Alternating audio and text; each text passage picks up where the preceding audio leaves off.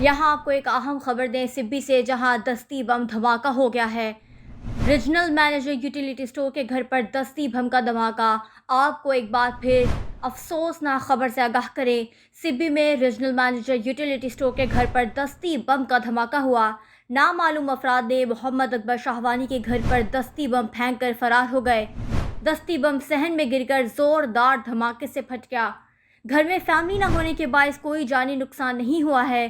Police نے جائے وقوع کا معائنہ کر کے تفتیش شروع کر دی ہے۔ آپ کو ایک بار پھر انتہائی اہم اور افسوسناک خبر سے آگاہ کریں، سبی میں ریجنل مینیجر یوٹیلیٹی اسٹور کے گھر پر دستی بم کا دھماکہ۔